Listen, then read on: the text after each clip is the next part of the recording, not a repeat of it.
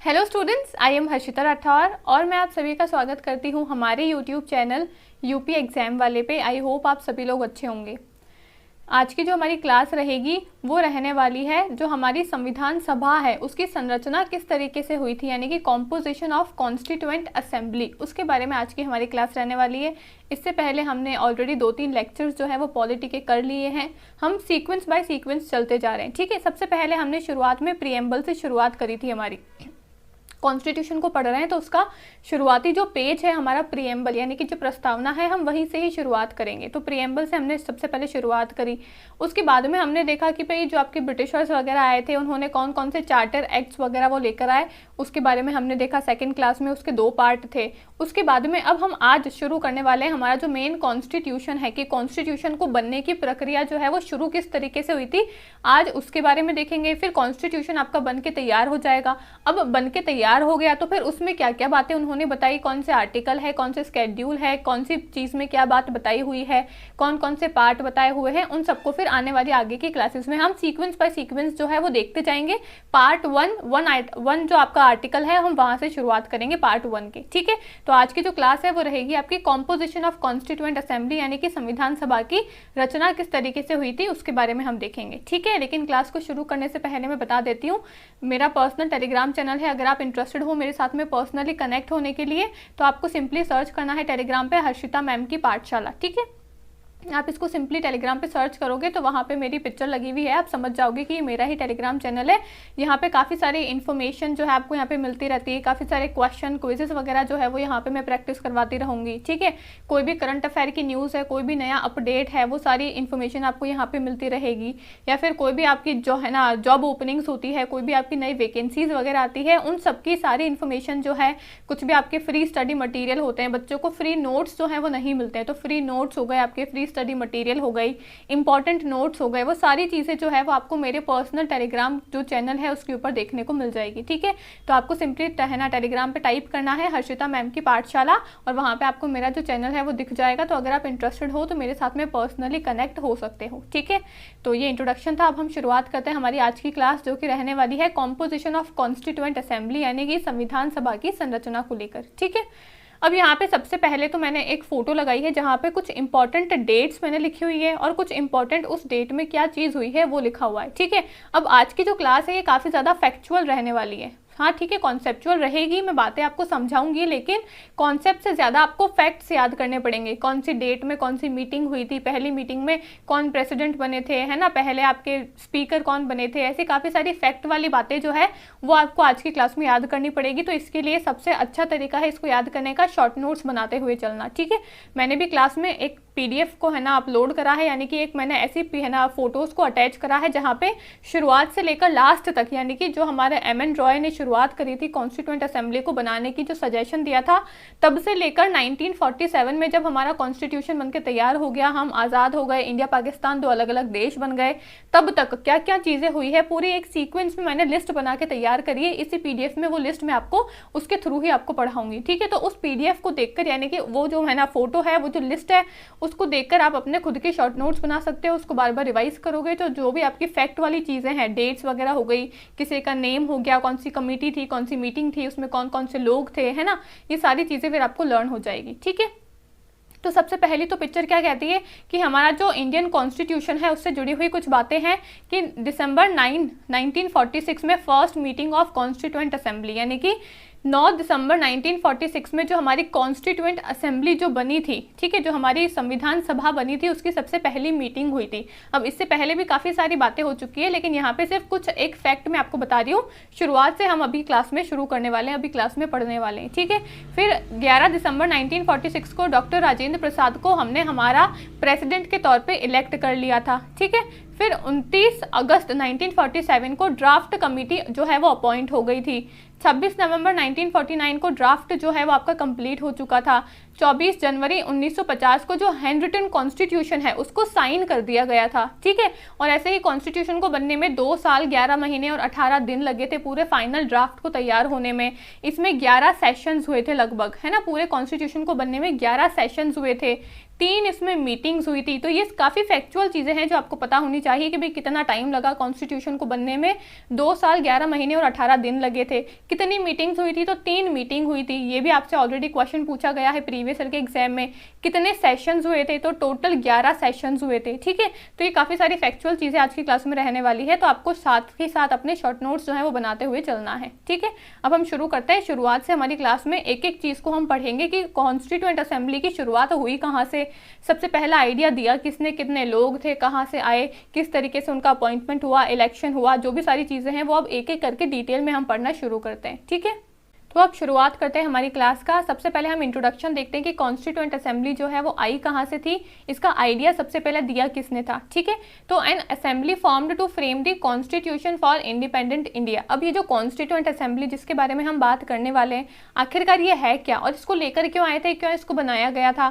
तो इसको बनाया गया था ताकि एक ऐसी असेंबली हो, एक ऐसी कमेटी बैठे जो हमारे लिए हमारा संविधान बना सके, और उस संविधान के अकॉर्डिंग ही तो जो हमारा देश जो है वो इंडिपेंडेंट होने वाला है।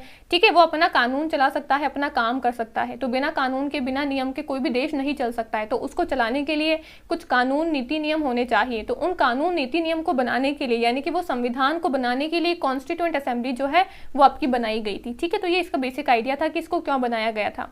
अब सबसे पहले जो आपके एम.एन. रॉय थे, इन्होंने सबसे पहले कॉन्स्टिट्यूएंट असेंबली का आइडिया दिया था 1934 के अंदर। ये डेट आपको याद रखनी है। ऐसा पूछा गया है कि सबसे पहले कॉन्स्टिट्यूएंट असेंबली का आइडिया जो है वो कौन से साल में दिया गया था और किसने दिया गया था। ऑलरेडी आपका प्रीवियस ईयर का क्वेश्चन है, तो आपको दोनों ही बातें पता होनी चाहिए। डेट भी, जितनी भी डेट्स हैं आज की क्लास में वो सारी डेट्स आपको पता होनी चाहिए। डेट के साथ साथ अगर किसी है ना इंसान का नाम जुड़ा हुआ है उसके साथ में, तो वो भी आपको पता होना चाहिए। जैसे 1934 में सबसे पहले एम.एन. रॉय ने कॉन्स्टिट्यूएंट असेंबली को बनाने का आइडिया जो है वो रखा था। ठीक है, तो एम.एन. रॉय ने सर्वप्रथम संविधान सभा के लिए प्रस्ताव रखा था। कब? 1934 के अंदर। ठीक है, फिर क्या हुआ था?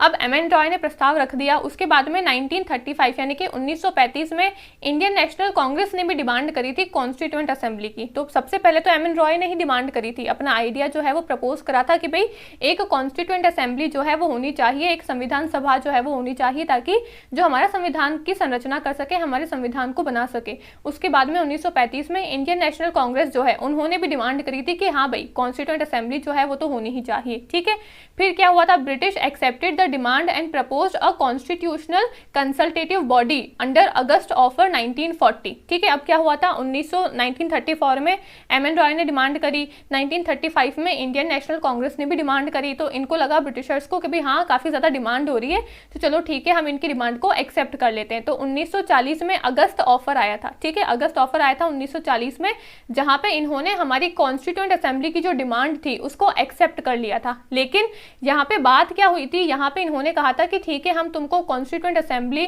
बनाने के लिए ठीक है हम एक्सेप्ट करते हैं, तुम बना सकते हो। लेकिन इन्होंने क्या कहा था? इन्होंने डोमिनियन स्टेटस की बात करी थी। डोमिनियन स्टेटस क्या होता है कि एक जो भी राज्य है वो किसी के अंडर में काम करेगा। ठीक है, अब इंडिया जो है वो इतने सालों से तो ब्रिटिशर्स उस पर रूल कर ही रहे थे। अब हम नहीं चाहते थे कि हमारे ऊपर ब्रिटिशर्स जो है वापस से जिंदगी भर आजीवन जो है सिर्फ उन्हीं का ही रूल रहे हमारे ऊपर। अब हमको स्वतंत्रता चाहिए थी, अब हमको इंडिपेंडेंस चाहिए थी। लेकिन फिर भी अगस्त ऑफर में भी 1940 के अंदर उन्होंने सिर्फ और सिर्फ डोमिनियन स्टेटस की ही बात करी थी। डोमिनियन स्टेटस यही होता है कि हम किसी दूसरी अथॉरिटी के अंडर में रहकर काम करेंगे, है ना। लेकिन अब हमको किसी के अंडर में काम नहीं करना था, हमको अब स्वतंत्र होना था, हमको इंडिपेंडेंट होना था। तो इसलिए हमने इसकी डिमांड को, यानी कि इन्होंने जो हमको बोला ना कि ठीक है तुम कॉन्स्टिट्यूएंट असेंबली बना सकते हो, तो वो हमने रिजेक्ट कर दिया।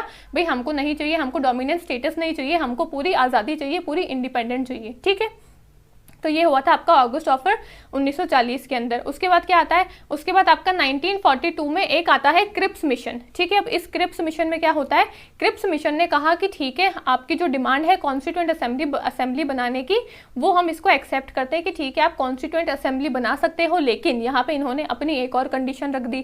क्या कंडीशन रखी? इन्होंने कहा कि वर्ल्ड वॉर सेकेंड जो है वो साथ ही साथ आपका चल रहा था। तो क्रिप्स मिशन में ये बात हुई कि ठीक है आप अपनी कॉन्स्टिट्यूएंट असेंबली को बना लेना, लेकिन वर्ल्ड वॉर 2 जब खत्म हो जाएगा उसके बाद में बनाना, ठीक है। तो वर्ल्ड वॉर 2 खत्म हो जाएगा उसके बाद में बनाना। क्रिप्स मिशन आपका 1942 के अंदर आया था। अब लेकिन जो आपकी मुस्लिम लीग है उन्होंने क्रिप्स मिशन को नहीं माना। क्यों नहीं माना? क्योंकि मुस्लिम लीग जो है वो चाहती थी कि दो अलग अलग कॉन्स्टिट्यूएंट असेंबली बने, यानी कि भाई दो अलग अलग देश बनने वाले हैं, हिंदुस्तान पाकिस्तान होने वाला है, तो मुस्लिम लीग जो है वो चाहती थी कि पाकिस्तान वालों के लिए एक अलग से कमेटी बने जो सिर्फ उनका कॉन्स्टिट्यूशन बनाएगी, है ना। तो इसलिए इन्होंने क्या करा, लेकिन जो क्रिप्स मिशन है उन्होंने तो सिर्फ कॉन्स्टिट्यूएंट असेंबली को बनाने की डिमांड को एक्सेप्ट करा, ऐसे कुछ अलग सेपरेट बॉडी बनाने के लिए तो बोला ही नहीं। तो इसलिए जो आपकी मुस्लिम लीग है उन्होंने इस डिमांड को एक्सेप्ट ही नहीं करा था, ठीक है। तो ये सारी बातें हुई आपकी। उसके बाद में क्या हुआ, फाइनली इन नवंबर 1946 में कैबिनेट मिशन प्लान आता है आपका, जिसके तहत कॉन्स्टिट्यूएंट असेंबली जो है वो आपकी बनके तैयार हो जाती है। तो इतनी सारी चीजें हुई थी। सबसे पहले एम.एन. रॉय ने आइडिया को प्रपोज करा, उसके बाद में फिर चलते चलते काफी सारी चीजें हुई और 1946 में आपका कैबिनेट मिशन प्लान आता है और उस प्लान के तहत आपकी जो कॉन्स्टिट्यूएंट असेंबली है उसको बनाया गया था। आपकी जो संविधान सभा है उसकी स्थापना की गई थी, ठीक है। यहाँ पे सारी बातें आपकी हिंदी में लिखी हुई है कि सबसे पहले 1934 में एम.एन. रॉय ने अपना प्रस्ताव रखा था, है ना, कॉन्स्टिट्यूएंट असेंबली बनाने का, संविधान सभा बनाने का। फिर 1935 में इंडियन नेशनल कांग्रेस ने भी डिमांड रखी। फिर उसके बाद में 1940 आता है आपका अगस्त प्रस्ताव। अगस्त प्रस्ताव ने कहा कि ठीक है, उन्होंने अपनी डिमांड, हमारी जो डिमांड थी कॉन्स्टिट्यूएंट असेंबली की, उसको एक्सेप्ट कर लिया था, लेकिन वो डोमिनेंट स्टेटस दे रहे थे जो हमको एक्सेप्ट नहीं था, ठीक है। उसके बाद में आपका 1942 के अंदर आता है क्रिप्स प्रस्ताव, यानी कि आपका क्रिप्स मिशन आता है, जिन्होंने कहा कि ठीक है, हम जो आपकी डिमांड है उसको एक्सेप्ट करते हैं, लेकिन अब कॉन्स्टिट्यूएंट असेंबली कब बनाओगे, जब आपका वर्ल्ड वॉर 2 जो है वो खत्म हो जाएगा उसके बाद में बनाओगे। लेकिन इसको, है ना, जो आपकी मुस्लिम लीग थी उसने इसको एक्सेप्ट नहीं किया। फिर ऐसे करके बहुत सारी चीजें हुई। फिर 1946 में फाइनली आपका कैबिनेट मिशन योजना जो है वो आती है, जिसने संविधान सभा की स्थापना करी थी, ठीक है। तो ये आपकी पूरी क्रोनोलॉजी है।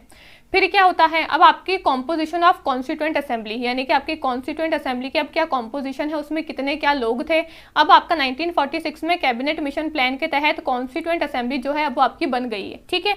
अब उसमें कितने लोग थे, क्या थे, किस तरीके से उनको अपॉइंटमेंट हुआ था, है ना, वो कितनी सीट थी, इन सबको अब समझते हैं, ठीक है। सबसे पहले तो टोटल स्ट्रेंथ कितनी थी, 389 जो है वो आपकी टोटल स्ट्रेंथ थी, यानी कि जो आपकी कॉन्स्टिट्यूएंट असेंबली थी, जो आपकी संविधान की सभा थी, इसमें 389 टोटल सीट थी, ठीक है। अब 389 सीट जो है वो दो भागों में बटी हुई थी। 296 जो है वो तो आपकी ब्रिटिश प्रोविंसेस से आती थी, यानी कि कुल तो 389 प्रतिनिधियों की कुल संख्या थी, इसमें से 296 सीट जो है वो ब्रिटिश प्रांत से आती थी, और आपकी बची हुई जो सीट है वो आपकी आती थी प्रिंसली स्टेट से, यानी कि आपकी भारतीय रियासतों से आती थी। तो इन दोनों को मिला के टोटल 389 सीट्स हुई थी, ठीक है। तो 389 सीट्स कैसे हुई थी वो भी आपको पता होना चाहिए। अब इसके बाद में 1947 में जब हिंदुस्तान पाकिस्तान अलग अलग हो जाएंगे, तब ये जो सीट है वो कम हो जाएगी, और 389 से फिर सीट कम होकर हो जाएगी 299, और फिर ये जो 299 लोग जो हैं इन्होंने फिर हमारा संविधान जो है वो बनाकर तैयार किया था, ठीक है। तो इसको भी अभी हम आगे जो है वो पढ़ने वाले हैं। लेकिन शुरुआत में अगर आपसे पूछे कि भाई स्टार्टिंग में कॉन्स्टिट्यूएंट असेंबली जब बनी थी तब इसकी टोटल स्ट्रेंथ कितनी थी, तो वो थी आपकी 389, ठीक है। अब ये 389 किन दो भागों में बटी हुई थी, सबसे पहले तो थी आपकी ब्रिटिश प्रोविंसेस, यानी कि आपके ब्रिटिश प्रांत थे, जिसमें 296 सीट थी, और बची हुई जो है वो थी आपकी भारतीय रियासत, यानी कि प्रिंसली स्टेट, ठीक है। तो इन दोनों सीट को मिलाकर, इन दोनों जगह की जो सीट्स है उनको मिलाकर टोटल 389 सीट्स थी आपकी कॉन्स्टिट्यूएंट असेंबली में, ठीक है। फिर क्या हुआ था, सीट जो हमने एलोकेट करी थी वो पॉपुलेशन के आधार पर करी थी, यानी कि आपकी जो भी सीटों का जो आवंटन हुआ था वो उनकी जनसंख्या के आधार पे हुआ था, पॉपुलेशन के आधार पे हुआ था, ठीक है। और एक सीट जो है वो अप्रोक्सीमेटली 1 मिलियन पॉपुलेशन को डिनोट करती थी, यानी कि 1 मिलियन पॉपुलेशन के लिए एक सीट थी, ठीक है। तो सीट जो है वो आपकी जनसंख्या के आधार पे, आपकी पॉपुलेशन के आधार पे बांटी गई थी, और 1 मिलियन पॉपुलेशन जो थी उसको एक सीट जो है वो रिप्रेजेंट करती थी 1 मिलियन पॉपुलेशन को। तो ये भी आपको पता होना चाहिए कि कितनी सीट जो है उसको, है ना, वो कितनी पॉपुलेशन को रिप्रेजेंट कर रही थी। तो एक सीट जो है वो 1 मिलियन पॉपुलेशन को रिप्रेजेंट करती थी, और सीट्स जो है वो पॉपुलेशन के आधार पे बांटी गई थी, ठीक है। फिर क्या हुआ था, इनडायरेक्ट इलेक्शन हुए थे रिप्रेजेंटेटिव्स ऑफ ब्रिटिश प्रोविंसेस, जो आपके ब्रिटिश प्रांत है उनका जो इलेक्शन होता था वो इनडायरेक्ट तरीके से हुआ था, यानी कि अप्रत्यक्ष चुनाव हुआ था आपके ब्रिटिश प्रांतों का, ठीक है। तो यहाँ पे हिंदी में भी लिखा हुआ है, ब्रिटिश प्रांतों के प्रतिनिधियों का अप्रत्यक्ष चुनाव हुआ था। Representative of princely states were nominated, यानी कि भारतीय रियासतों के प्रतिनिधियों को उनके प्रधान द्वारा नामित किया गया था। जैसे अभी हमारे प्रेसिडेंट जो है वो राज्यसभा में 12 मेंबर्स को नॉमिनेट करते हैं, ठीक है, उनका कोई इलेक्शन नहीं होता, उनको नॉमिनेट किया जाता है उनके एक्सपर्टीज के आधार पे। वैसे ही कॉन्स्टिट्यूएंट असेंबली में भी 389 टोटल सीट्स थी जो कि आपके ब्रिटिश प्रांत से आती थी और आपकी बची हुई भारतीय रियासतों से आती थी। अब जो ब्रिटिश प्रांत थे उनका जो इलेक्शन है वो इनडायरेक्ट तरीके से हुआ था, यानी कि अप्रत्यक्ष चुनाव से उनको चुना गया था। और जो आपकी भारतीय रियासतें थी, जो आपकी प्रिंसली स्टेट्स थी, उनको नॉमिनेट किया गया था, उनको नामित किया गया था, ठीक है। तो ये बातें हैं जो आपको पता होनी चाहिए कि कैसे इनके इलेक्शन हुए थे, कितनी सीट्स थी टोटल, कितनी सीट किसकी कितनी पॉपुलेशन को रिप्रेजेंट करी थी, ये सारी चीजें, ठीक है। फिर आता है आपका उद्देश्य संकल्प, यानी कि आपकी ऑब्जेक्टिव रेजोल्यूशन। अब मैंने प्रीएम्बल की क्लास में भी आपको बताया था कि जो हमने प्रीएम्बल पढ़ा था वो ऑब्जेक्टिव रेजोल्यूशन का ही एक मॉडिफाइड वर्जन था, ठीक है। तो ऑब्जेक्टिव रेजोल्यूशन जो है वो शुरुआत में आपकी कॉन्स्टिट्यूएंट असेंबली में ही रखे गए थे, जो कि जवाहरलाल नेहरू जी ने रखे थे 13 दिसंबर 1946 को। तो एक और इम्पॉर्टेंट डेट आ गई है, 13 दिसंबर 1946 को जवाहरलाल नेहरू जी ने हमारा जो ऑब्जेक्टिव रेजोल्यूशन है इसको प्रेजेंट किया था, ठीक है। सिर्फ प्रेजेंट किया था, अभी हमने इसको एक्सेप्ट नहीं किया है। एक्सेप्ट हमने इसको किया था 22 जनवरी 1947 को। तो आपको दो अलग अलग डेट आपको कंफ्यूज कर सकते हैं कि भाई किस दिन जवाहरलाल नेहरू का जो ऑब्जेक्टिव रेजोल्यूशन है, उद्देश्य संकल्प है, वो हमने अपनाया कब था, अडॉप्ट कब कर लिया। तो वो हमने अडॉप्ट किया था 22 जनवरी 1947 को। लेकिन आपसे पूछेंगे कि इन्होंने प्रस्ताव कब रखा था, उसको प्रपोज कब करा था, तो वो करा था 13 दिसंबर 1946 को। तो दोनों ही डेट्स आपको लर्न होनी चाहिए, ठीक है। Represented idea and philosophy on which new India and it's constitution should be formed. अब ये जो ऑब्जेक्टिव रेजोल्यूशन है, ये जो आपका उद्देश्य संकल्प है, ये है क्या? इसने आदर्श, दर्शन शास्त्र और मौलिक सिद्धांत का प्रतिनिधित्व किया जिसका उद्देश्य स्वतंत्र भारत के संविधान में शामिल किया जाना था। यानी कि हमारा जो भारत होने वाला है उसमें क्या क्या चीजें शामिल होगी, उसका एक फिलोसफी जो है वो ऑब्जेक्टिव रेजोल्यूशन में बताई गई थी, ठीक है। And preamble is the modified version of objective resolution. प्रस्तावना उद्देश्य संकल्प का संशोधित और छोटा संस्करण है, यानी कि एक इसका ही मॉडिफाइड वर्जन है। जो भी बातें ऑब्जेक्टिव रेजोल्यूशन में हुई थी उसको ही हमने एक मॉडिफाइड वर्जन देके उसका नाम बदल के हमने प्रीएम्बल रख लिया, प्रस्तावना रख ली, ठीक है। तो ये ऑब्जेक्टिव रेजोल्यूशन को लेकर इंपॉर्टेंट बातें हैं। ये संकल्प जो है वो जवाहरलाल नेहरू जी के द्वारा 13 दिसंबर 1946 में तैयार और पेश किया गया था, ठीक है। और हमने इसको अडॉप्ट करा 22 जनवरी 1947 को, ठीक है। और इसमें क्या क्या बातें हुई है जो भी मैंने आपको बता दिया, ठीक है। अब उसके बाद में आती है composition of constituent assembly post India independence act 1947, यानी कि संविधान सभा की संरचना भारतीय स्वतंत्रता अधिनियम के उपरांत क्या क्या संरचना थी, क्या क्या कॉम्पोजिशन थी, उसको समझते हैं। यानी कि अभी तक 1946 तक ही हम चल रहे थे, लेकिन 1947 में अब इंडिया जो है वो दो भागों में बट गया, हम इंडिपेंडेंट हो गए। एक हमारा है ना देश निकल के आ गया पाकिस्तान, एक आ गया अब आपका है ना हिंदुस्तान, यानी कि आपका इंडिया। अब जब इंडिया अलग देश निकल के आ गया तो अब क्या सिचुएशन है, अब कॉन्स्टिट्यूएंट जो असेंबली है हमारी, जिसको हमने बनाया था हमारे संविधान के लिए, तो अब उसकी कॉम्पोजिशन क्या है, अब उसकी स्थिति क्या है, उसको पढ़ते हैं, ठीक है। इंडिपेंडेंस के बाद की बात है ये, ठीक है। सबसे पहले तो assembly became sovereign body to draft constitution. संविधान सभा स्वतंत्र भारत के लिए संविधान का है ना मसौदा तैयार करने के लिए संप्रभु निकाय बन गई थी। तो आपसे ये पूछ सकते हैं कि ये क्वेश्चन ऑलरेडी पूछा भी गया है प्रीवियस ईयर के एग्जाम में कि जो आपकी कॉन्स्टिट्यूएंट बॉडी थी, जो आपकी कॉन्स्टिट्यूएंट असेंबली थी, जो हमने संविधान को बनाने के लिए तैयार करी थी, क्या वो शुरुआत से ही सॉवरेन थी, क्या संप्रभु थी क्या? नहीं, तो शुरुआत से संप्रभु नहीं थी, वो बाद में संप्रभु बनी। कब? जब 1947 में हम इंडिपेंडेंट हो गए, उसके बाद में वो जो है वो सॉवरेन बॉडी बनी थी। उससे पहले सॉवरेन नहीं थी, वो उससे पहले संप्रभु निकाय के तौर पे वो काम नहीं कर रही थी, ठीक है। फिर अब कॉन्स्टिट्यूएंट असेंबली जो है अब आजाद हो गया इंडिया 1947 में। तो आजाद होने के बाद में उससे पहले तो कॉन्स्टिट्यूएंट असेंबली जो है उसका क्या काम था, सिर्फ हमारा जो संविधान है, हमारा जो कॉन्स्टिट्यूशन है उसको बना के तैयार करना है। लेकिन 1947 हो गया, 1947 में इंडिया पाकिस्तान अलग अलग हो गए, हम बिल्कुल आजाद हो गए, हम इंडिपेंडेंट हो गए। अब कॉन्स्टिट्यूएंट असेंबली का काम जो है वो बट गया दो भागों में।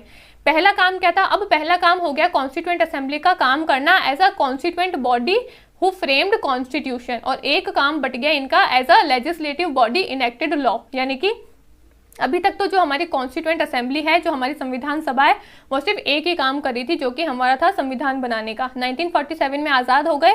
अब हमारा जो कॉन्स्टिट्यूएंट असेंबली का काम है वो दो भागों में बट गया। एक घटक निकाय के रूप में संविधान तैयार करना और दूसरा था एक विधायी निकाय के रूप में कानून बनाना। यानी कि एक तो जो संविधान जो है जो तैयार कर रहे थे उसके रूप में तो काम कर ही रही थी, साथ ही साथ एक लेजिस्लेटिव बॉडी के रूप में भी काम कर रही थी। भाई अब हम इंडिपेंडेंट हो गए तो अब देश को चलाने के लिए कुछ कानून नियम अभी के लिए तो बनाने पड़ेंगे ना। संविधान तो बनेगा जब बनेगा, तब तक बैठे थोड़ी ना रहेंगे। तब तक हमको किस तरीके से देश को चलाना है, तो उस तरीके से है ना एक लेजिस्लेटिव बॉडी के तौर पे भी काम कर रही थी। ठीक है, तो ये दो अलग अलग कामों में इसका जो काम है वो बट गया था। एक तो कॉन्स्टिट्यूएंट बॉडी की तरह काम कर रही थी जो कि संविधान को बनाएगी, और एक अलग से बॉडी बन गई थी जो कि लेजिस्लेटिव बॉडी यानी कि विधायी निकाय के रूप में भी काम कर रही थी। ठीक है, तो ये भी आपसे ऑलरेडी प्रीवियस ईयर के एग्जाम में पूछा गया है, इसलिए मैं यहाँ पे इतना ज़्यादा स्ट्रेस करके इस चीज़ को समझा रही हूँ। ठीक है, फिर आपकी बात आती है separate constituent assembly for India and Pakistan, यानी कि भारत और पाकिस्तान के लिए अलग संविधान सभाएं स्थापित किया गया था। ठीक है, तो ये आपकी कॉन्स्टिट्यूएंट असेंबली है ना इंडिपेंडेंट होने के बाद में क्या कॉम्पोजिशन थी, उसकी क्या संरचना थी, उसके बारे में हमने देख लिया। ठीक है, अब आपका आता है enactment and enforcement of constitution. संविधान का है ना अधिनियमित कब हुआ था उसको हम देखते हैं। उसका इनेक्टमेंट कब हुआ, वो एनफोर्स में कब आया। तो adopted and enacted constitution on 26 नवंबर 1949, यानी कि 26 नवंबर 1949 को संविधान अपनाया गया था। इट कंटेन्ड अ प्रीएम्बल, ठीक है, इसमें एक प्रीएम्बल था, 395 आर्टिकल्स थे और 8 स्केड्यूल्स थे। ठीक है, इसमें एक प्रस्तावना थी, 395 अनुच्छेद और 8 अनुसूचियां इसमें शामिल थी।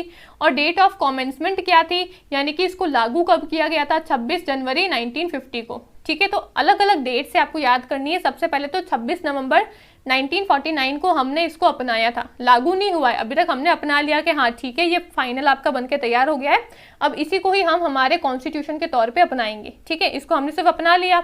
अपनाने के बाद में उस टाइम पे 395 आर्टिकल्स थे, 8 आपके स्केड्यूल्स थे। ठीक है, अब अपना लिया, अपनाने के बाद में 26 जनवरी 1950 में हमने इसको लागू भी कर दिया था। ठीक है, और 26 जनवरी 1950 में हमने इसको लागू करा, 26 नवंबर 1949 में हमने इसको अपना लिया था। ठीक है, तो ये कुछ डेट्स है जो आपको लर्न होनी चाहिए। ठीक है, अब इसके बाद में जो आपकी कुछ कमिटीज़ आती है जिन्होंने कॉन्स्टिट्यूएंट असेंबली को बनाया था, या फिर कॉन्स्टिट्यूएंट असेंबली में भी कुछ अलग अलग कमिटीज़ है जो अलग अलग काम कर रही थी। अब वो कमिटी क्या थी, उसके कौन है ना चेयरमैन थे, कौन उसके हेड थे, उसके बारे में भी आपको पता होना चाहिए। सबसे इंपॉर्टेंट जो है वो आपकी ड्राफ्टिंग कमेटी है ही, जिन्होंने कॉन्स्टिट्यूशन को बनाया है।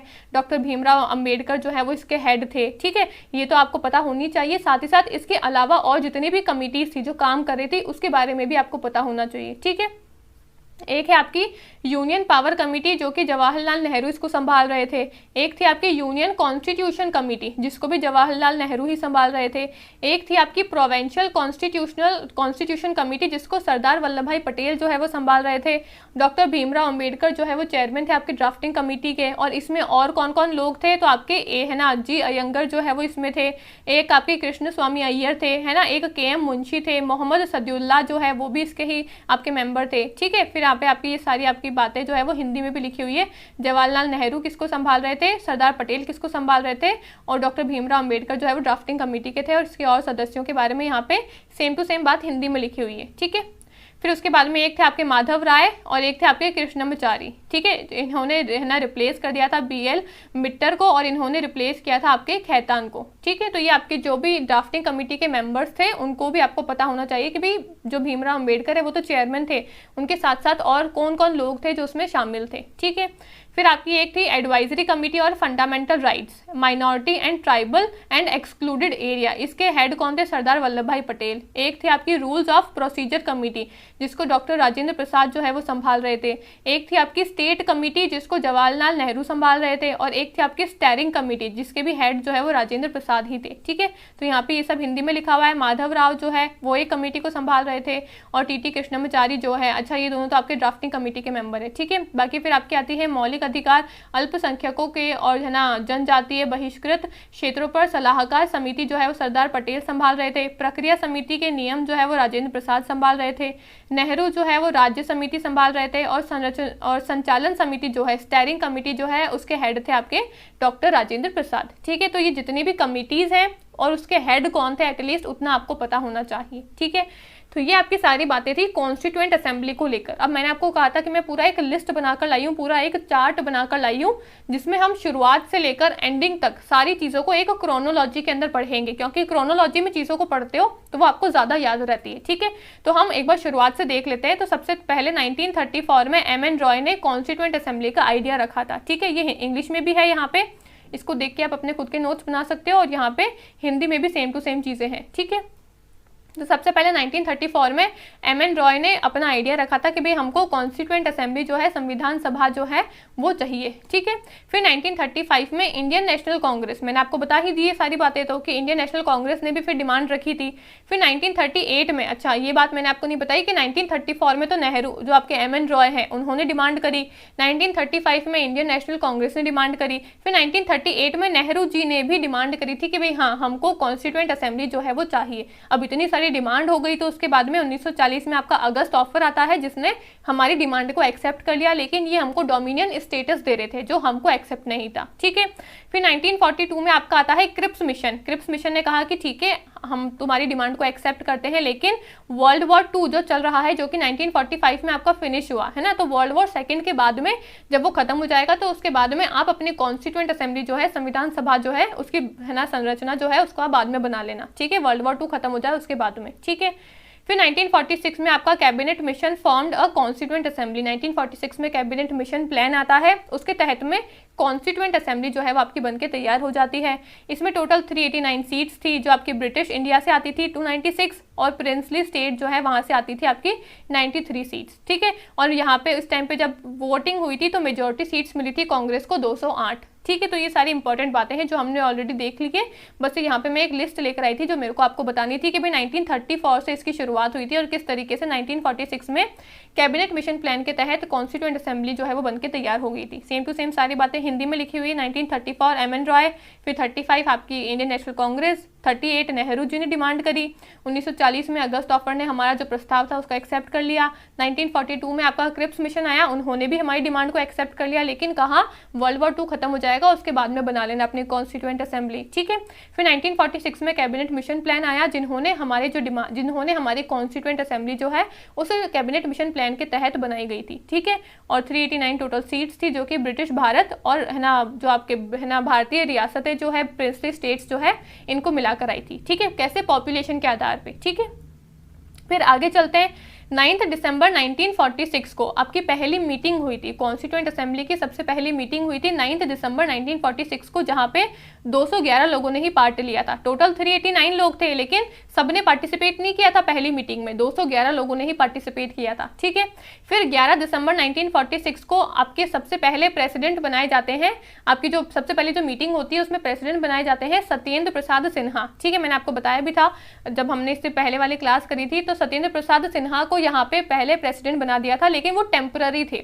उस टाइम पे एक है ना हम बोल सकते हैं कन्वेंशन चलता था कि भाई जो भी आपके हाउस है उसका जो भी सबसे सीनियर इंसान होगा उसको हम बना देंगे प्रेसिडेंट के तौर पे, या फिर उसको हम हेड बना देंगे, और फिर उनकी चेयरमैनशिप के अंडर में आपके चुनाव वगैरह हुए थे, क्योंकि उससे पहले तो चुनाव हुए ही नहीं थे, उससे पहले तो कोई हाउस आपका बना ही नहीं था। ठीक है, तो फिर सत्येंद्र प्रसाद सिन्हा को हमने हेड बनाया, उनके अंडर में फिर आपके वोटिंग वगैरह हुई, चुनाव वगैरह हुए, और फिर चुनाव होने के बाद में राजेंद्र प्रसाद जो है वो हमारे परमानेंट प्रेसिडेंट बन के आए थे। ठीक है, लेकिन उससे पहले आपके सत्येंद्र प्रसाद सिन्हा जो है वो चुने गए थे। ठीक है, और फिर उनकी अध्यक्षता के अंदर आपकी है ना चुनाव वगैरह हुए, और फिर राजेंद्र प्रसाद जो है वो आपके प्रेसिडेंट के तौर पे परमानेंट प्रेसिडेंट निकल के आए। ठीक है, और वाइस प्रेसिडेंट कौन थे? एच.सी. मुखर्जी थे। तो president Rajendra Prasad, vice president एच.सी. Mukherjee. ठीक है, और कॉन्स्टिट्यूशनल असेंबली जो कॉन्स्टिट्यूशनल एडवाइजर जो थे वो कौन थे? बी.एन. राव। तो यहाँ पे ये सारी बातें हिंदी में भी लिखी हुई है कि 9 दिसंबर 1946 को सबसे पहली आपकी है ना मीटिंग हुई थी, जहाँ पे है ना आपके जो सबसे पहले अध्यक्ष जो है वो सत्येंद्र प्रसाद है ना सच्चिदानंद सिन्हा, सत्येंद्र प्रसाद बोल रही हूँ, सच्चिदानंद सिन्हा जो है वो इनको यहाँ पे टेम्पररी प्रेसिडेंट जो है वो बनाया गया था। ठीक है, और 11 दिसंबर 1946 को फिर हमने इलेक्शन करे, इलेक्शन करने के बाद में राजेंद्र प्रसाद जो है वो आपके परमानेंट राष्ट्रपति यानी कि परमानेंट प्रेसिडेंट जो है वो चुन के आ गए थे। उपराष्ट्रपति थे आपके एच.सी. मुखर्जी। ठीक है, और आपके बी.एन. राव जो है वो आपके संवैधानिक सलाहकार थे, यानी कि आपके कॉन्स्टिट्यूशनल एडवाइजर बने थे। ठीक है, फिर आता है 13 दिसंबर 1946, जहाँ पे नेहरू जी ने ऑब्जेक्टिव रेजोल्यूशन को प्रेजेंट किया था। मैंने आपको बता ही दिया कि यहाँ पे आपके है ना नेहरू जी ने अपने जो वस्तुनिष्ठ संकल्प है, जिसको हम ऑब्जेक्टिव रेजोल्यूशन कहते हैं, 13 दिसंबर 1946 को उनको प्रेजेंट किया था।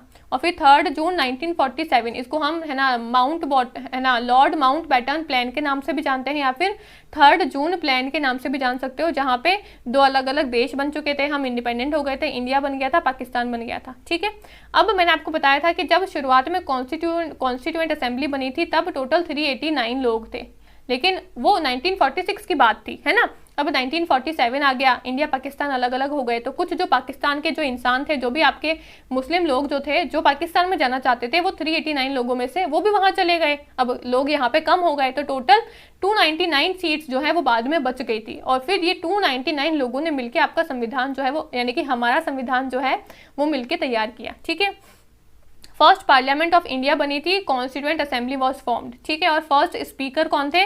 जीवी मावलंकर जो है वो आपके पहले स्पीकर थे। ठीक है, फिर कॉन्स्टिट्यूएंट असेंबली के चेयरमैन कौन थे? डॉक्टर राजेंद्र प्रसाद। तो मैंने आपको बताया था कि 1947 में हम आज़ाद हो गए थे। आज़ाद होने के बाद में कॉन्स्टिट्यूएंट असेंबली के 2 काम जो है वो बट गए थे। उससे पहले तो एक ही काम था संविधान बनाने का, लेकिन आज़ाद होने के बाद में इसके काम जो है वो 2 भागों में बट गए थे। पहला तो कॉन्स्टिट्यूएंट असेंबली की तरह काम कर रही थी, जो कि संविधान को बनाएगा। दूसरा आपकी एक लेजिस्लेटिव बॉडी की तरह भी काम कर रही थी। ठीक है, तो पहले स्पीकर तो थे आपके जीवी मावलंकर, और कॉन्स्टिट्यूएंट असेंबली के चेयरमैन थे आपके राजेंद्र प्रसाद। जो कॉन्स्टिट्यूएंट असेंबली की है ना तौर पे जो बॉडी काम कर रही थी, उसके हेड थे आपके राजेंद्र प्रसाद, और जो लेजिस्लेटिव बॉडी की तरह काम कर रही थी, उसके हेड थे आपके जीवी मावलंकर। ठीक है, और फिर 26 नवंबर 1949 को constitution of India was made. 26 नवंबर 1949 को इंडिया का जो संविधान है वो बन गया था। तो यहाँ पे सारी बातें, आपकी सारी डेट्स जो है वो एक से एक मैंने यानी कि सीक्वेंस में पूरी मेंशन कर रखी है। 1934 में क्या हुआ, 35 में, 38 में, 40, 42, 46, फिर 46 में ही आपकी मीटिंग्स वगैरह होती है, ऑब्जेक्टिव रेजोल्यूशन को प्रेजेंट किया जाता है। 1947 में लॉर्ड माउंट बैटन प्लान आता है, और फिर 1949 में संविधान बनके तैयार हो जाता है। तो ये सारी बातें एक सीक्वेंस में मैंने लिखी हुई है, इनकी शॉर्ट नोट्स बना लेना। ठीक है, फिर अब कुछ इंपॉर्टेंट फैक्ट है आपकी कॉन्स्टिट्यूएंट असेंबली को लेकर, ये देखते हैं, और फिर हमारी जो आज की क्लास जो है उसकी थ्योरी पार्ट जो है वो आपका कंप्लीट हो जाएगा। ठीक है, अब इंपॉर्टेंट फैक्ट क्या है? Constituent assembly was an assembly of elected representative who drafted document of constitution. यानी कि कॉन्स्टिट्यूएंट असेंबली जो है वो हमारे इलेक्टेड रिप्रेजेंटेटिव के तौर पर एक कमिटी बनाई गई थी, जिन्होंने हमारा कॉन्स्टिट्यूशन जो है उसका ड्राफ्ट तैयार किया था। हिंदी में भी लिखा हुआ है कि संविधान सभा निर्वाचित प्रतिनिधियों की एक सभा थी, जिसने संविधान के दस्तावेज का मसौदा यानी कि ड्राफ्ट जो है उसको तैयार किया था। ठीक है, फिर क्या हुआ था? Election of this assembly held हुआ था 1946 में इलेक्शन हुआ था, और पहली मीटिंग भी आपकी 1946 दिसंबर में हुई थी, जो हमने देख लिया है ऑलरेडी। ठीक है, टोटल सीट कितनी थी? 389 थी, जो भी हमने देख लिया ऑलरेडी।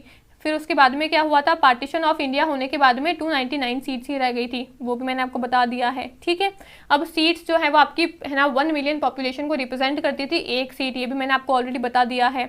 इस टाइम पे आपकी 8 मेजर कमेटी जो है वो थी, 8 मेजर कमेटी थी और 15 माइनर कमेटी थी। ठीक है, 11 सेशंस जो है वो हुए थे, मैंने आपको स्टार्टिंग में बताया ही था कि 11 सेशंस हुए थे, 3 आपकी मीटिंग्स हुई थी, 11 सेशंस हुए थे, 8 मेजर कमेटी थी, 15 आपकी माइनर कमेटी थी, और 2 साल 11 महीने और 18 दिन लगे थे पूरा संविधान को बनने में। तो ये कुछ इंपॉर्टेंट फैक्ट थे, यहाँ पे हिंदी में सारी बातें लिखी हुई है, आप इसको पढ़ सकते हो। जो मैंने आपको बता दिया वही सारी बातें बस है ना इंपॉर्टेंट पॉइंट्स के तौर पे मैंने यहाँ पे बताया हुआ है। आप अपने शॉर्ट नोट्स बनाओगे वो भी ऐसे ही बनाने हैं, ये पॉइंट टू पॉइंट सारी बातें लिखनी है, बहुत कुछ है ना, बहुत लंबा लंबा कुछ नहीं लिखना है, पॉइंट टू पॉइंट लिखते जाना है बातों को। ठीक है, उसके बाद में ये एक और इम्पॉर्टेंट फैक्ट का चार्ट मैंने यहाँ पे लगाया है। चार्ट्स के थ्रू जितना ज़्यादा चीज़ों को लर्न करोगे उतनी ज़्यादा चीज़ें जो है वो आपके दिमाग में फिट होएगी। तो सबसे पहले मीटिंग 9 दिसंबर 1946, टेम्पररी प्रेसिडेंट सच्चिदानंद सिन्हा, परमानेंट प्रेसिडेंट राजेंद्र प्रसाद बने थे, BN राव आपके एडवाइजर थे, कॉन्स्टिट्यूशनल एडवाइजर। टाइम कितना लगा संविधान को बनने में? 2 साल 11 महीने 18 दिन लगे थे। ठीक है, टोटल एक्सपेंडिचर इतना हुआ था, 3 टोटल मीटिंग हुई थी, और जो आपका संविधान है उसको हमने अडॉप्ट किया था 26 नवंबर 1949 को, और संविधान आपका एनफोर्समेंट में आया था यानी कि लागू हुआ था 26 जनवरी 1950 को। ठीक है, तो ये जितने भी इंपॉर्टेंट फैक्ट थे, जो भी आपका सीक्वेंस थी, जितनी भी डेट्स वगैरह थी, जो भी सारी इंपॉर्टेंट बातें थी कि किस तरीके से कॉन्स्टिट्यूएंट असेंबली बनी और उसके बाद में किस तरीके से हमारा संविधान जो है वो बन के तैयार हुआ, वो सारी बातें मैंने आपको इस वीडियो में एक थ्योरी वाली पार्ट में बता दी है। अब हम सॉल्व करेंगे कुछ क्वेश्चंस को। ठीक है, तो अब जो भी हमारा थ्योरी का पार्ट था वो फिनिश हो गया। अब हम क्वेश्चंस को सॉल्व करते हैं और देखते हैं कि इस पर्टिकुलर टॉपिक से कैसे क्वेश्चंस पूछे जाते हैं और किस तरीके से आपको इनके जवाब देने हैं। ठीक है, सबसे पहला क्वेश्चन क्या पूछ रहा है, when did Nehru introduce objective resolution in constituent assembly. Nehru ji ने कॉन्स्टिट्यूएंट असेंबली में ऑब्जेक्टिव रेजोल्यूशन कब प्रस्तुत किए। तो दो अलग अलग डेट बताई थी कि प्रस्तुत कब करे और हमने उसको एक्सेप्ट कब करा। तो प्रस्तुत किया था 13 दिसंबर 1946 को, लेकिन 22 जनवरी 1947 को हमने उसको है ना एक्सेप्ट कर लिया था। तो यहाँ पे पूछा है कि प्रस्तुत कब करे, तो ऑप्शन नंबर डी इसका करेक्ट आंसर होगा। एमपीपीसी है ना, एमपीपीएससी जो आपका प्री का एग्जाम हुआ था 2022 में, उसका ये सवाल है। ठीक है, अगला सवाल क्या पूछता है, consider the following statement regarding constituent assembly of India. Bharat के संविधान सभा के संबंध में निम्नलिखित कथनों पर आपको विचार करना है। दो कथन दिए हुए हैं और बताना है कि इन दोनों कथन में से कौन सा आपका जो ऑप्शन है वो करेक्ट है गलत है वो आपको बताना है। ठीक है, तो पहला कथन क्या बोल रहा है, final session of constituent assembly जो है वो आपका 24 जनवरी 1950 को हुआ था। यानी कि संविधान सभा का जो अंतिम आपका सेशन है, अंतिम आपका अधिवेश है, वो 24 जनवरी 1950 को हुआ था क्या। और doctor Rajendra Prasad was declared to be duly elected to the office of president of India in the final session. और जो आपका फाइनल सेशन हुआ था उसमें हमने राजेंद्र प्रसाद को हमारा प्रेसिडेंट के तौर पे चुन लिया था। तो कौन सा ऑप्शन इसमें से करेक्ट है वो आपको बताना है। तो दोनों ही आंसर आपके सही है। 24 जनवरी 1950 को आपका फाइनल सेशन हुआ था और इस दिन हमने क्या किया था, राजेंद्र प्रसाद को अपना प्रेसिडेंट के तौर पे चुन लिया था। तो दोनों ही कथन सही है, यानी कि ऑप्शन नंबर बी इसका करेक्ट आंसर है। पहला और दूसरा दोनों कथन जो है वो आपके सही है। ठीक है, ये मैंने जो पहली स्लाइड आपको करवाई थी आज की क्लास में, जो पहली स्लाइड मैंने आपको दिखाई थी ना, पूरा चार्ट बना हुआ था इंपॉर्टेंट, वहाँ पे डेट्स लिखी हुई थी, वहाँ पे ही मैंने आपको बताया था कि 24 जनवरी 1950 को हमारा फाइनल सेशन हुआ था। फिर से दिखा देती हूँ एक बार, यहाँ पे ये है लिखा हुआ, यह आपकी पहली स्लाइड थी, ये रहा 24 जनवरी 1950 को साइन कर लिया था और यहाँ पे आपका जो फाइनल ड्राफ्ट है, फाइनल जो आपका सेशन है वो हुआ था। ठीक है, तो इसका ऑप्शन नंबर बी जो है वो इसका करेक्ट आंसर है। ठीक है, फिर अगला सवाल क्या आता है, आपको दो कथन दिए हुए हैं। पहला कथन क्या बोलता है, national flag was adopted by constituent assembly on 22 जुलाई 1947। यानी कि संविधान सभा ने 22 जुलाई 1947 को हमारा जो राष्ट्रीय झंडा जो है उसको स्वीकृत कर लिया था। और दूसरा कथन क्या बोला है, Neelam Sanjiva Reddy has also worked as speaker Lok Sabha prior to his election as president of India. यानी कि नीलम संजीव रेड्डी भारत के राष्ट्रपति के चुनाव से पूर्व लोकसभा के अध्यक्ष के रूप में कार्य कर चुके हैं। तो दोनों में से कौन सा कथन सही है, कौन सा कथन गलत है, आपको बताना है। हिमाचल पीसीएस प्री 2023 जो भी आपका रिसेंट एग्जाम हुआ था उसी का ही क्वेश्चन है। ठीक है, तो आपके दोनों ही कथन यहाँ पे सही है कि हमने 22 जुलाई 1947 को हमने यहाँ पे क्या किया था, हमारा जो फ्लैग है उसको हमने एक्सेप्ट कर लिया था, उसको हमने अडॉप्ट कर लिया था।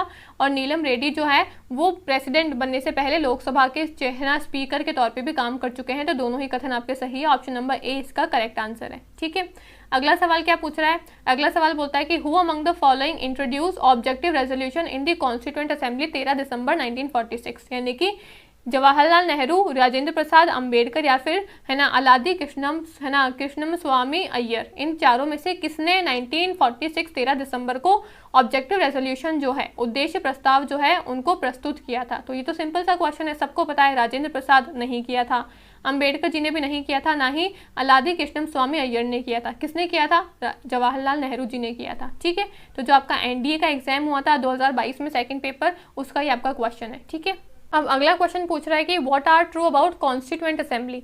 संविधान सभा के संदर्भ में कौन सा सही है। तो पहला पूछ रहा है कि कॉन्स्टिट्यूएंट असेंबली की पहली मीटिंग जो है वो 9 दिसंबर 1946 को हुई थी। दूसरा बता रहा है कि पहले परमानेंट प्रेसिडेंट जो है वो आपके डॉक्टर सच्चिदानंद सिन्हा थे।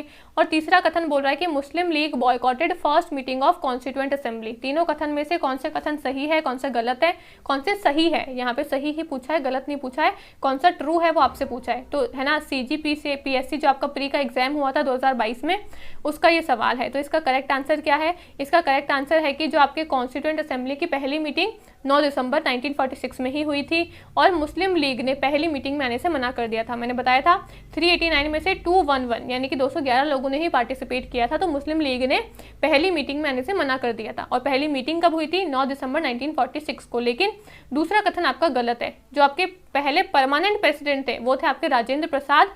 राजेंद्र प्रसाद से पहले सबसे पहले प्रेसिडेंट बने थे आपके सच्चिदानंद सिन्हा, लेकिन ये परमानेंट नहीं थे, ये टेम्पररी के तौर पे थे, है ना। मैंने आपको बताया था कि इनकी अध्यक्षता के अंडर में फिर आपके इलेक्शन हुए थे, चुनाव हुए थे, और राजेंद्र प्रसाद को हमने परमानेंट प्रेसिडेंट के तौर पे चुना था। ठीक है, तो इसलिए सेकंड ऑप्शन गलत हो जाएगा, फर्स्ट और थर्ड दोनों सही है, तो इसलिए ऑप्शन नंबर बी इसका करेक्ट आंसर है। ठीक है, अगला सवाल क्या पूछा है आपका बीपीएससी प्री 2022 का सवाल है, in what was the duration in the making of Indian constitution. Bharat संविधान को बनाने में कितना समय लगा था? 2 साल 11 महीने 18 दिन, 1 साल 10 महीने 12 दिन, है ना, या फिर एक से ज़्यादा, या फिर है ना नन ऑफ द अबव। तो आपको पता ही है, मैंने बताया था शुरुआत में ही 2 साल 11 महीने और 18 दिन लगे थे पूरा संविधान को बनाने में। ऑप्शन नंबर ए इसका करेक्ट आंसर है। ठीक है, फिर अगला क्वेश्चन क्या पूछता है, who said the constituent assembly alone can produce a constitution indigenous to the country and truly and fully representing the will to the power. यानी कि ये बात किसने कही कि संविधान सभा अकेले ही देश के लिए एक स्वदेशी संविधान का निर्माण कर सकती है तथा सही मायने में और पूरी तरह से लोगों की इच्छा का प्रतिनिधित्व भी कर सकती है। महात्मा गांधी ने कहा, अंबेडकर ने कहा, नेहरू ने कहा, या फिर एनी बेसेंट ने कहा। एमपीपीएससी प्री 2022 का सवाल है, तो ये बात आपके महात्मा गांधी जी ने कही थी। तो कई बार ऐसे स्टेटमेंट के आधार पर भी सवाल पूछ लेते हैं कि भाई ये कथन किसने कहा था, ये स्टेटमेंट किसकी थी। ठीक है, तो आपको पता होना चाहिए। ज़्यादा तो हम नहीं पता लगा सकते हैं कि भाई किसने कौन सी स्टेटमेंट दी है, लेकिन थोड़ी बहुत आपको पता होनी चाहिए। बाकी थोड़ी बहुत जो है वो अगर आप पढ़ोगे भी तो पढ़ के आपको पता चल जाएगा। ठीक है, तो ऑप्शन नंबर ए इसका करेक्ट आंसर है। अगला सवाल क्या पूछा है आपको, यहाँ पे मैच द फॉलोइंग दिया हुआ है, पेयर दिया हुआ है, आपको बताना है कौन सा पेयर जो है वो आपका करेक्ट है। ठीक है, पहला बोल रहा है लैंग्वेज कमेटी, जवाहरलाल नेहरू थे चेयरमैन। दूसरा बोल रहा है यूनियन पावर कमेटी, है ना, मोटोरी सत्यनारायण जो है वो इसके चेयरमैन थे। तीसरा है आपका माइनॉरिटी कमेटी, एच.सी. मुखर्जी इसके चेयरमैन थे। फिर फंडामेंटल राइट्स सब कमेटी जो है, मौलिक अधिकार उप समिति जो है इसके जे.बी. है ना कृपलानी जो है ये इसके चेयरमैन थे। और फिर अगला बोल रहा है advisory committee on fundamental rights, इसके चेयरमैन कौन थे? वल्लभ भाई पटेल। तो अब आपको बताना है कि ये जो 5 यहाँ पे ऑप्शन दिए हुए हैं, इनका ये जो पेयर दिया हुआ है ये कितने सही है कितने गलत है, यानी कि कितने करेक्टली मैच्ड हैं वो आपको बताना है। ठीक है, तो इसको ऑप्शन नंबर सी जो है वो करेक्ट आंसर है। ओनली 3 पेयर जो है वो इसके करेक्ट आंसर है। ठीक है, यहाँ पे लिखा भी हुआ है भाषा की समिति के गोविंद है ना वल्लभ पंत थे, और संघ समिति के कौन थे? अल्पसंख्यक समिति के कौन थे? मौलिक अधिकार के कौन थे? और मौलिक अधिकारों की सलाहकार समिति के कौन थे? ठीक है, तो ये मैंने आपको स्टार्टिंग में ही बता दिया था कि कमेटी के हेड कौन थे, उसके मेंबर्स आपको पता होने चाहिए। ठीक है, हरियाणा पीएससी प्री 2023 का आपका रिसेंट का ये क्वेश्चन है। फिर अगला सवाल क्या पूछता है, arrange the following event performed by constituent assembly in the correct sequence. Constituent assembly ने जो भी आपके है ना जो भी चीज़ें हुई है, यानी कि संविधान सभा द्वारा किए गए कार्यों को सही क्रम में आपको व्यवस्थित करना है। तो ये मैंने आपको जो लिस्ट दी थी 1934 एम.एन. रॉय ने जहाँ पे अपना आइडिया को प्रपोज करा था, तब से लेकर 1946 में जो हमारा संविधान बन के तैयार हो गया था, वो लिस्ट मैंने इसीलिए दी थी क्योंकि ऐसे क्वेश्चंस आपसे पूछे जाते हैं। ठीक है, तो आपको अगर सीक्वेंस से पता होगी चीज़ें, अगर 4 ऑप्शन आते हैं तो उसमें से 2 भी पता है तो भी आप एलिमिनेट करके अपना आंसर निकाल सकते हो। ठीक है, और आपको बताना है कि अंबेडकर फर्स्ट स्पीच जो है कॉन्स्टिट्यूएंट असेंबली में वो कब थी, नेशनल फ्लैग को कब हमने अडॉप्ट किया था, अप्रूव्ड कॉमनवेल्थ मेंबरशिप कब हुई थी, यानी कि है ना राष्ट्रमंडल में भारत की सदस्यता का अनुमोदन कब हुआ था, और नेहरू के ऑब्जेक्टिव रेजोल्यूशन कब हुए थे। तो ऑब्जेक्टिव रेजोल्यूशन आपको पता होना चाहिए। हमारा नेशनल फ्लैग के बारे में मैंने आपको बताया है, ये आपको पता होना चाहिए। ठीक है, ऑप्शन नंबर सी जो है वो इसका करेक्ट आंसर है। सबसे पहले नेहरू जी ने अपने ऑब्जेक्टिव रेजोल्यूशन को प्रेजेंट किया, फिर अंबेडकर साहब ने अपनी स्पीच दी, फिर हमने नेशनल फ्लैग को अडॉप्ट किया, और लास्ट में कॉमनवेल्थ के अंदर हमारा है ना अडॉप्शन हो गया, यानी कि अनुमोदन हो गया। ठीक है, 1947 मैंने बताया था कि नेशनल फ्लैग जो है वो हमने अडॉप्ट किया था, और 1950 में राष्ट्रमंडल में भारत की सदस्यता का अनुमोदन हुआ था, यानी कि कॉमनवेल्थ मेंबरशिप में इंडिया जो है वो अप्रूव हो गया था कब? 1950 के अंदर। ठीक है, तो ये कुछ डेट्स है जो आपको पता होनी चाहिए। 1947 में नेशनल फ्लैग को अडॉप्ट किया, और 1950 में कॉमनवेल्थ में हमने क्या कर लिया, हमारी सदस्यता को अनुमोदन कर लिया। ठीक है, हरियाणा पीएससी 2023 प्री का सवाल है ये आपका। ठीक है, अगला सवाल क्या पूछता है, which among the following provision है ना इज नॉट करेक्टली मैच्ड। अब यहाँ पे कौन सा पार्ट जो है वो किससे सही तरीके से मैच्ड नहीं है, यानी कि कौन सा गलत है वो आपको बताना है। पार्ट जो आपका 11th है वो ट्राइब्यूनल का है क्या, या फिर यूनियन टेरिटरी का पार्ट आपका है ना 8th है क्या, या फिर स्केड्यूल एंड ट्राइबल एरिया का पार्ट आपका 10th है क्या, और ऑफिशियल लैंग्वेज जो है वो आपके भाग है ना 17 में आती है क्या। ठीक है, तो आपको बताना है। यूपीपीसीएस प्री 2023 का ही आपका सवाल है। ठीक है, तो इसका करेक्ट आंसर होगा ऑप्शन नंबर ए, ये सही तरीके से मैच्ड नहीं है ना। 11th पार्ट में ये नहीं आती है ट्राइब्यूनल, बाकी तीनों ही जो है वो आपके करेक्ट है। ठीक है, तो ये हमारी आज की क्लास थी। आई होप आपको क्लास जो है वो अच्छी लगी होगी।